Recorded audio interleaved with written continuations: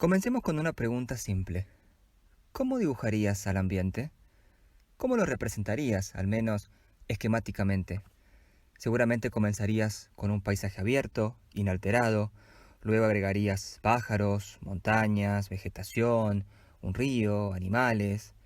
Sumarías, por supuesto, al hombre, su cultura, sus actividades. Y finalmente, ya de un modo más abstracto, agregarías las interacciones, los intercambios permanentes entre todos estos elementos vivos y no vivos. Bueno, esta visión del ambiente, aparentemente intuitiva, es en realidad una visión moderna, fruto de la aparición de diversas disciplinas y corrientes de pensamiento que en el siglo XX revolucionaron nuestro modo de entender el medio que nos rodea. Por ejemplo, la teoría de los sistemas o el paradigma de la complejidad nos ayudaron a ver que el todo es más que la suma de las partes, y que no podemos estudiar a la naturaleza si la fragmentamos a través de un montón de disciplinas inconexas.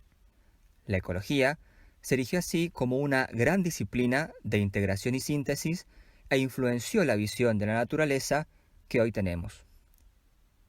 Pero para gran parte de la cultura occidental, de la cual abrevó nuestro derecho, este nuevo paradigma fue un gran impacto. Porque si miramos hacia atrás en nuestra cultura, venimos de una historia de apropiación y dominio absoluto de la naturaleza.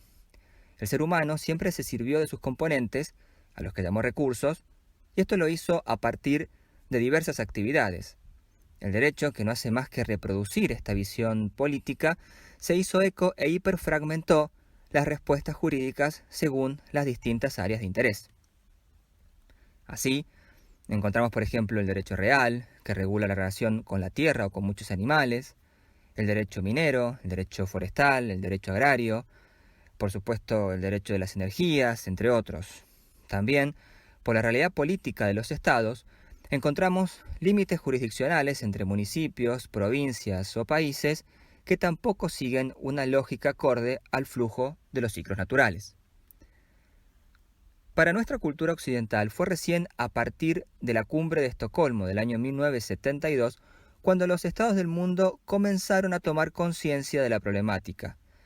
Lo ambiental se transformó en un tema de agenda pública, una obligación de los estados de preservar el ambiente que luego fue escalando jurídicamente en sus ordenamientos internos. Actualmente, cerca de 150 países del mundo han consagrado alguna modalidad del derecho a un ambiente sano en sus constituciones. De este modo, la noción de lo ambiental como sistema vino a revolucionar este esquema hiperfragmentado. Los procesos naturales no reconocen las divisiones entre ramas o límites políticos. Pero esto no quiere decir que el derecho ambiental sea como una superrama que al final, por ser todo, termine siendo nada. El derecho ambiental tiene sus principios propios y sus normas específicas o propiamente ambientales, al decir de Brañes. Y las ramas que antes mencionamos también siguen existiendo. Lo particular es que el derecho ambiental se expande, se integra y nos obliga a mirar estas mismas ramas de otra manera, de una manera sistémica, que sepa manejar la incertidumbre y que ponga a la sustentabilidad como eje de la relación del humano con la naturaleza.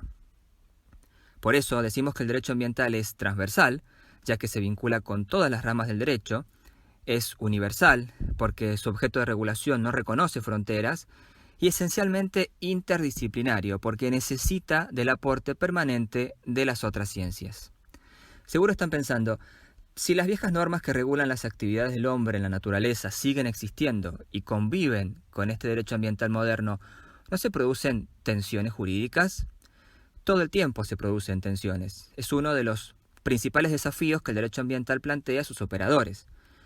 Por eso veremos reglas específicas de interpretación en la siguiente unidad, aunque en realidad estos conflictos no podrán solucionarse del todo hasta que como sociedad no sepamos consensuar una política ambiental coherente a largo plazo.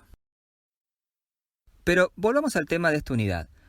Teniendo en cuenta lo que hemos hablado, podemos hacernos ahora una pregunta un poco más complicada. ¿Cómo calificaríamos jurídicamente al ambiente? Ya sea que hablemos del macrobien ambiental o de algunos de sus microbienes o componentes, ¿qué tipo de bienes son jurídicamente hablando? ¿Son bienes de dominio público, privado? ¿Cuál es la relación del Estado y los particulares con estos bienes? Bueno, aquí aparece lo que podemos denominar una multicalificación jurídica del ambiente.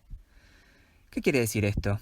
Que en un sistema ambiental podemos encontrar diversos tipos de bienes e incluso algunos de ellos tendrán más de una calificación al mismo tiempo. Mencionaremos a continuación algunos de estos ropajes jurídicos que luego podremos profundizar a través de los textos de esta unidad.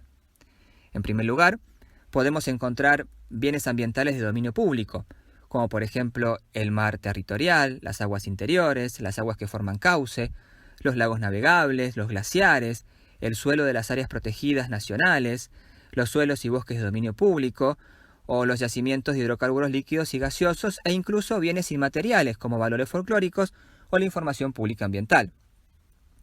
Tanto para la protección de los bienes de dominio público como para la defensa del orden público en general, el gobierno federal y los gobiernos provinciales y municipales disponen de un gran arsenal de herramientas administrativas. Incluso existen tipos penales que tutelan de modo indirecto al ambiente a través de la protección de bienes jurídicos como la salud pública o el correcto funcionamiento de la administración. También, los bienes ambientales pueden presentarse en forma de bienes de dominio privado exclusivos de su titular.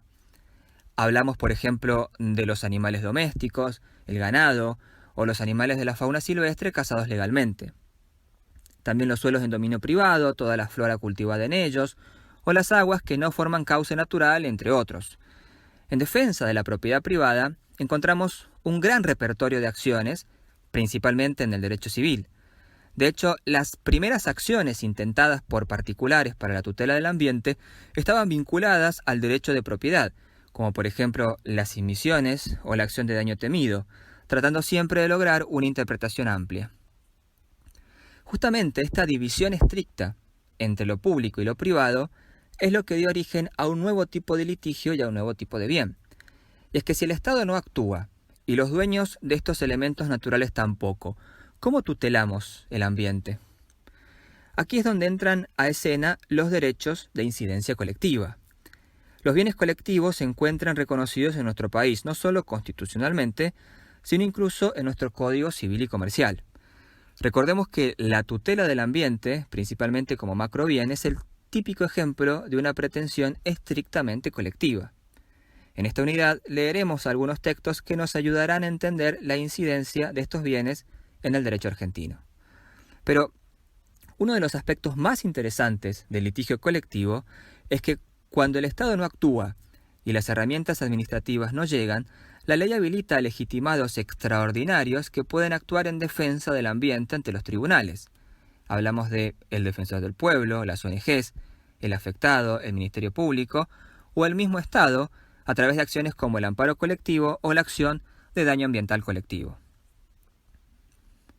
Otra calificación posible es reconocer que el acceso a ciertos bienes ambientales también debe ser entendido como un derecho humano.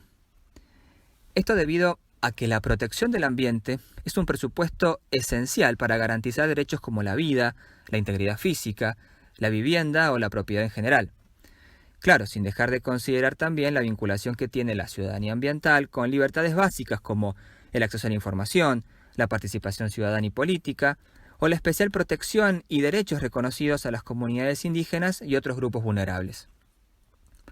La Corte Interamericana de Derechos Humanos ha precisado el alcance de esta vinculación, por ejemplo, en la reciente opinión consultiva solicitada por el gobierno colombiano del 15 de noviembre del 2017, o el fallo dictado contra Argentina el 2 de febrero del 2020 en un caso presentado por comunidades indígenas de la provincia de Salta. También en nuestro país, Ricardo Lorenzetti explica que calificar jurídicamente determinados derechos ambientales como fundamentales puede producir dos tipos de efectos: la declaración de inconstitucionalidad de leyes que los afecten gravemente y la existencia de pretensiones positivas de satisfacción del contenido mínimo del derecho, como ocurrió, por ejemplo, con el acceso al agua potable en los precedentes de la Corte Suprema Kersich del año 2014 o Majul del año 2019. Por último, la calificación jurídica más novedosa que hoy en día se debate es considerar al ambiente o algunos de sus componentes como un sujeto de derecho. Así lo ha hecho la Constitución de Ecuador y la legislación específica de Bolivia. También hay jurisprudencia de la India que ha reconocido derechos como sujeto al río Ganges, La Corte Suprema de Colombia reconoció a los animales como sujetos de derecho y seres sintientes, y en Argentina un fallo reconoció la condición de sujeto de derecho a una orangután alojada en un zoológico. ¿Qué consecuencias puede traer esta nueva forma de calificación jurídica? También abordaremos en esta unidad este importante planteo. Como ven, calificar jurídicamente al ambiente no es una tarea sencilla, y eso que no hemos agotado tampoco todas las posibilidades. En definitiva, y como ya dijimos, siendo el derecho un producto cultural y político, dependerá de la forma en la cual cada sociedad haya decidido relacionarse con su entorno. Lo interesante es que, como operadores jurídicos, esta multicalificación nos aporta un gran número de herramientas para su tutela. No importa en qué fuero nos encontremos, lo ambiental, tarde o temprano, se hará presente.